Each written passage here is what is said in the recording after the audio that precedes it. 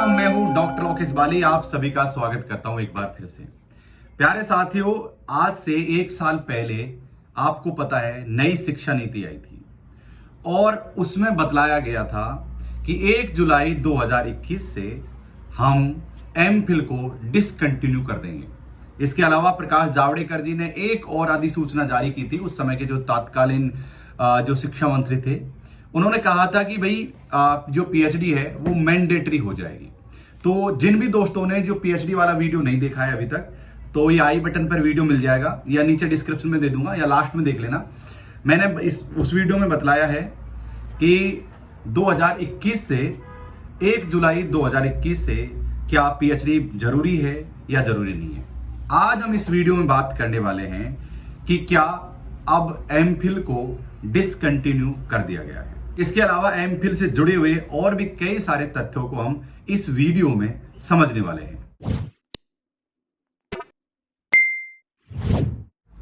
प्यारे साथियों, सबसे पहले मैं आपको बतला देता हूं कि आप लोगों ने शिक्षा नीति के बारे में बहुत पढ़ा होगा, बहुत सारे यूट्यूब पे वीडियोस देखे होंगे। वहां पर यह भी बतलाया गया होगा कि एमफिल को अब डिसकंटिन्यू कर दिया जाएगा क्योंकि उसका कोई महत्व नहीं है। अच्छा, एमफिल को डिसकंटिन्यू किया जाएगा या नहीं किया जाएगा, उससे पहले हम एमफिल का बारे में समझ लेते हैं कि एमफिल का क्या महत्व होता है हमारी हायर एजुकेशन में, या आज कितना प्रासंगिक है एमफिल करना या नहीं। फिर उसके बाद हम बात करेंगे कि 2021 से क्या डिस्कनेक्ट कर दिया गया है या नहीं किया गया है। इन सभी बिंदुओं पर हम बात करने वाले हैं। मेरे साथियों, एमफिल को कहते हैं मास्टर ऑफ फिलॉसफी। ये भी एक प्रकार की उपाधि है। एमफिल के बारे में कुछ बेसिक चीजें जान लो। सबसे पहले एमफिल को ये लगा लीजिए कि ये पीएचडी की छोटी बहन है, एक तरीके से ये मानकर चलिए। देखो, एमफिल का जो कोर्स होता है वो 1.5 यानी कि लगभग 1.5-2 साल का होता है। वैसे ऑफिशियल रूप से 1.5 साल का है, लेकिन करते करते इसको 2 साल का वक्त गुजर जाता है। एक लघु शोध प्रबंध इसमें लिखा जाता है। एक पर्टिकुलर टॉपिक होता है, उसके ऊपर हमें लघु शोध प्रबंध को लिखना होता है। इसमें भी एक प्रकार से उसी तरीके से काम होता है जिस प्रकार से पीएचडी में होता है, लेकिन यहां पर क्या है, सत्र में जो एग्जाम लगते हैं, जैसे आपकी एमए करते हो उस समय जो एग्जाम लगती है, या बीए करते हो उस समय जो एग्जाम लगती है, उसी प्रकार से एमफिल में भी एग्जाम लगती है और उसके बाद में आपका रिजल्ट आता है। तो एक तरीके से कह सकते हैं कि भाई पीएचडी का ये छोटा भाई बहन एक तरीके से है। अब आज के दौर में एमफिल करना कितना कारगर है, पहले इस चीज को हम समझ लेते हैं। देखो भाई, एमफिल का अगर सीधे तौर पर देखा जाए तो मुझे आज के दौर में कोई खास महत्व नजर नहीं आता है, क्योंकि देखो, आप एमफिल करने से आपके नाम के आगे डॉक्टरेट भी नहीं लगा सकते।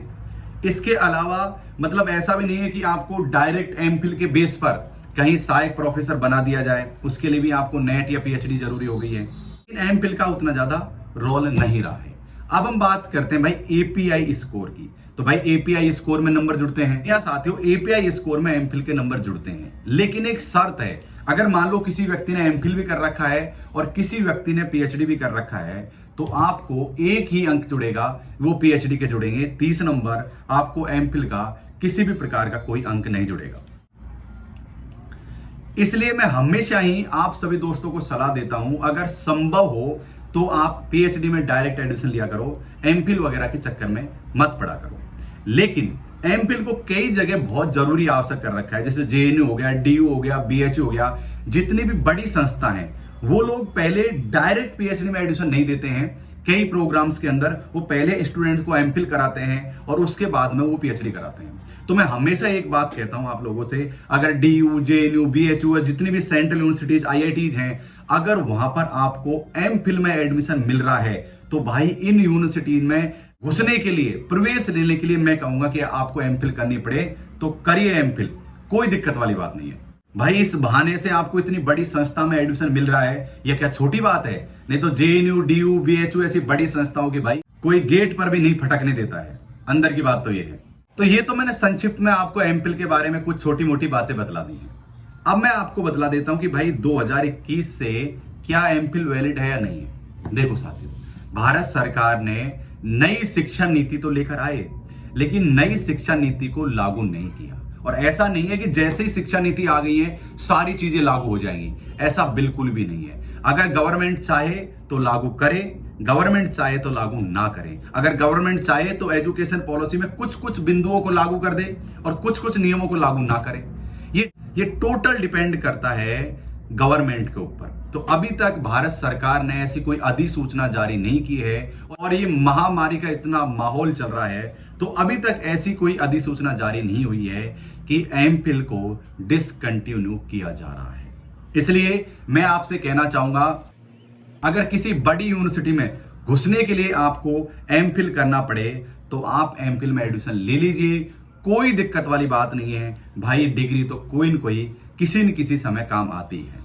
मैं आपको बड़े स्पष्ट शब्दों में कहना चाहता हूं, अगर जितनी भी बड़ी यूनिवर्सिटीज हैं, अगर आप उनमें एडमिशन लेने जा रहे हो, अगर आपने एमफिल किया हुआ है ना, तो आपको एडमिशन लेना आपके लिए बहुत ही ज्यादा आसान हो जाएगा।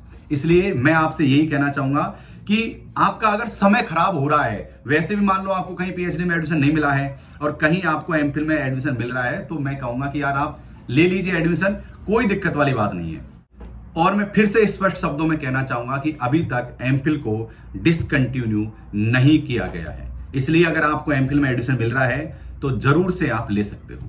प्यारे साथियों, वीडियो को लाइक कर दिया करो यार। लाइक करने से कोई ज्यादा हमें कोई प्रॉफिट नहीं है। वीडियो लाइक करने से यूट्यूब के जो एल्गोरिदम है उसको पता लग जाता है कि भाई काफी अच्छी इंटरेस्टिंग जानकारी दी है, तो वो और भी जगह इस न्यूज को सर्कुलेट करता है, और भी जगह वो सजेशन के लिए वीडियो को भेजता रहता है। इसलिए आप वीडियो को लाइक कर दिया करो। और सुनो, आपका कोई सवाल सुझाव हो या फिर कोई पीएचडी एमफिल से जेएनयू डीयू से संबंधित कोई जानकारी चाहिए, एटसेट्रा किसी भी प्रकार की, तो आप कमेंट्स करना मत भूला करो। मुझे बताया करो कि वीडियो कैसा है, कौन सी इंफॉर्मेशन आपको सबसे बेस्ट लगी है, ये सब चीजें आप मुझे बतला दिया करो।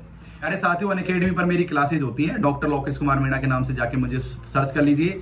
रेफरल कोड है मेरा लोकेश11। अगर आपको कभी भी किसी भी प्रकार का कोई सब्सक्रिप्शन लेना है अनअकैडमी पर, तो अपने गुरु जी का कोड लगाया करो, ताकि आपको भी लाभ मिले और गुरु जी को भी लाभ मिले। बहुत धन्यवाद।